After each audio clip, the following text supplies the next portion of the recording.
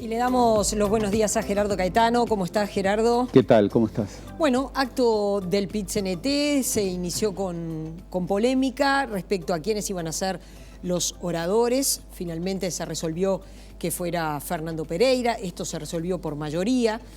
También intervino la intersocial feminista y familiares, pero del PIT-CNT el discurso perteneció a Fernando Pereira, al presidente de la central, decisión de la mesa representativa por mayoría, cosa que fue criticada tanto por ADEON Montevideo como por COFE. Por otro lado, una vez que pasó el 1 de mayo, las críticas llovieron a lo que fue la oratoria, a los que fueron los puntos que se destacaron en ese 1 de mayo, ¿no? Bien, todo dentro de lo previsto. A ver, las polémicas por la oratoria y sobre todo por los contenidos de la oratoria. Esto refiere a un movimiento sindical que tiene una unidad. Esto es un hecho inusitado en América Latina y en el mundo. Por lo general, las centrales sindicales responden a corrientes ideológicas muy precisas. Aquí tenemos una diversidad ideológica dentro de las izquierdas, y esto siempre ha sido así, dentro del campo de las izquierdas, pero tenemos corrientes diferentes. COFE y los municipales junto con otros... De Montevideo, ¿no? De Montevideo tienen una postura más ultra, digamos, y luego el espacio de articulación que vincula a dirigentes sindicales de orientación frente amplista, diversa, con el Partido Comunista, orientan la mayoría de la central sindical. Por lo general, la articulación ha sido el eje, aún con sus autonomías respecto al Partido Comunista, pero ha sido el eje que, en combinación con los dirigentes sindicales del Partido Comunista, define el rumbo, los contenidos, las principales acciones. La reyerta prevenida. En segundo lugar, el movimiento sindical uruguayo es un movimiento de izquierdas. Es un movimiento que tiene independencia respecto del Estado. Y esto es muy importante, porque en América Latina los movimientos sindicales no tienen independencia del Estado. El movimiento argentino no tiene independencia del Estado. El movimiento mexicano tradicionalmente no tiene independencia del Estado. Y eso ha hecho que, bueno, cuando sus gobiernos afines, por lo general movimientos nacional populares como el peronismo, caen, bueno, pierden el vínculo, ese vínculo que incluso es económico, con el Estado. En el Uruguay siempre ha habido independencia respecto del Estado y una autonomía relativa respecto a los partidos de izquierda.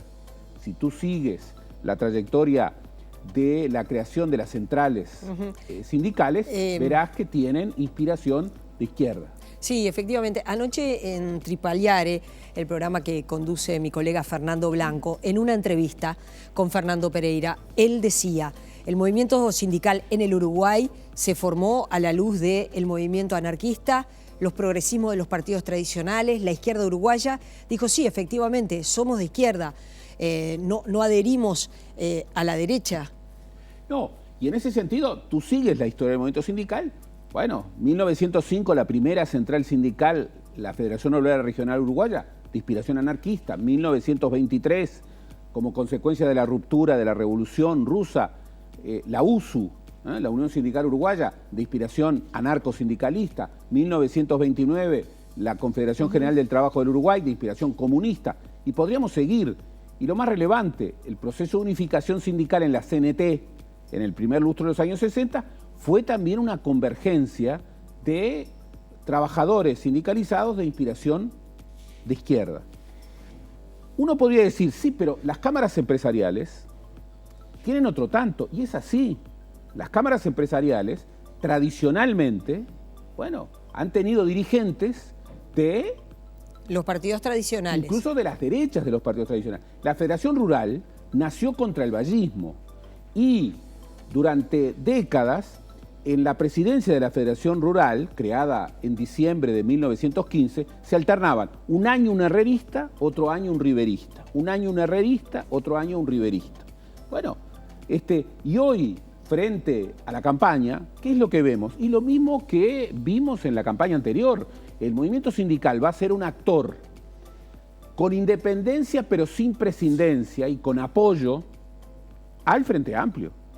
Incluso va a actuar en la campaña.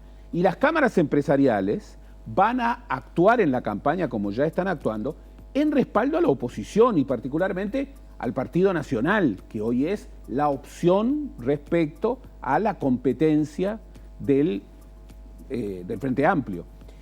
Esto está bien, esto está mal, esto es. Claro, esa es la realidad. Esto es la realidad. Objetivo. Y también se asocia con programas. Con programas. Bueno, entre 1991 y el 2005 en el Uruguay no hubo Consejo de Salarios. ¿Quiénes gobernaron? El Partido Colorado y el Partido Nacional.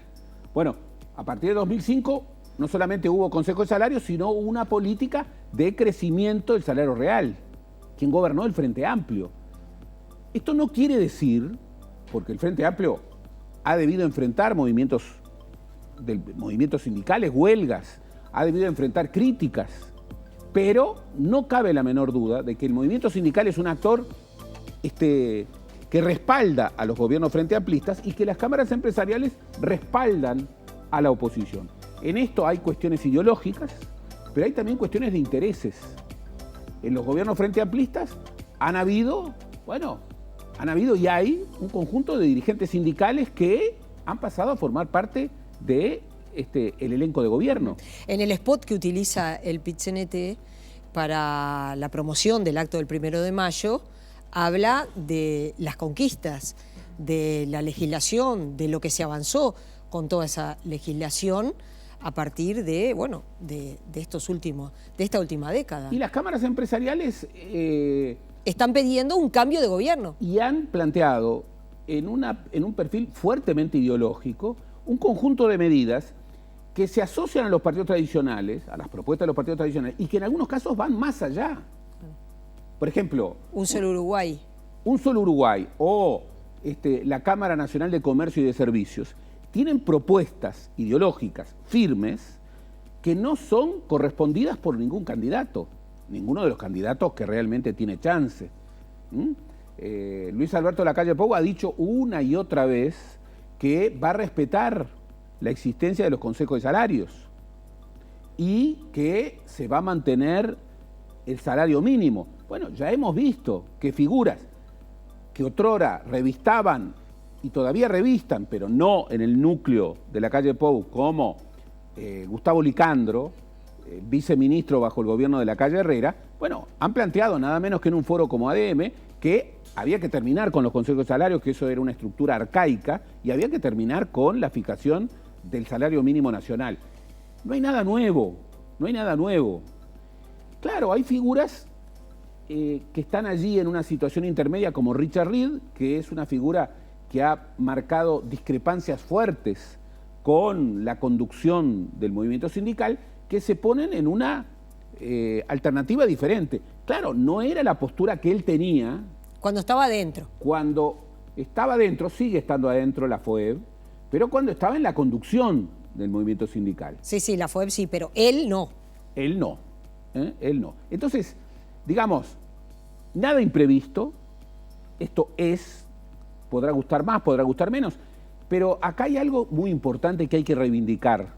En realidad los que critican, dentro del movimiento sindical, como puede ser el caso de COFE o el caso incluso de ADEOM Montevideo, en realidad también lo hacen desde una mirada de izquierda, nada más que con matices a cómo se conduce el gobierno del Frente Amplio, pero siempre desde una mirada de izquierda. No es que ADEOM o COFE piensen como piensan las cámaras empresariales. No, de ninguna manera. Incluso ADEOM quiere correr por izquierda a la conducción central del movimiento sindical. Bien, esto es un dato de la realidad y en la campaña electoral esto se define. Basta ver cómo en los auditorios dominados por los empresarios... Disculpame, incluso Fernando Pereira,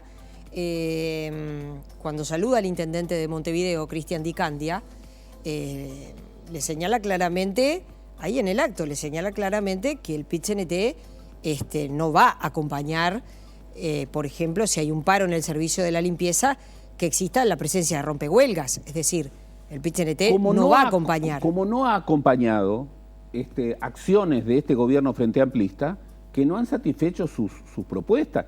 El movimiento sindical en su conjunto estuvo de punta contra las medidas durante el primer año contra los educadores, haciendo que el trabajo en la educación fuera,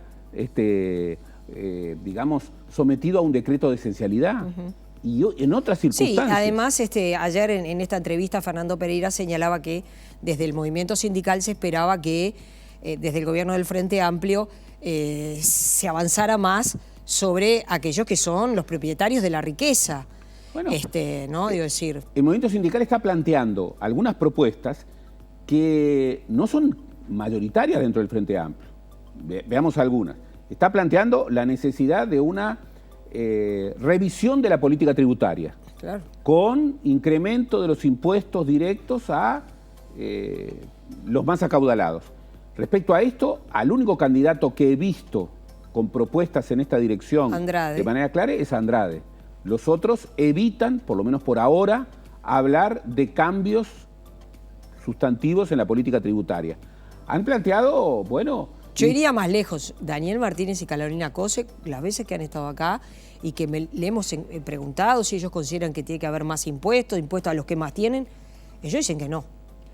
Yo me atrevería a decirte que así los he escuchado, ¿no? Claro, Tabaré Vázquez hace 5 años también dijo que no, y luego ocurrió lo que ocurrió. Claro, pero hubo aumento de impuestos que no es lo mismo que decir aumentarle a los que más tienen. Exactamente. No es lo mismo. Exactamente. Ahí hubo un aumento de impuestos. Debemos recordar que se puede incrementar los impuestos sin incrementar la recaudación, porque hay un equilibrio difícil en donde, bueno, la capacidad contributiva, incluso de los que más tienen.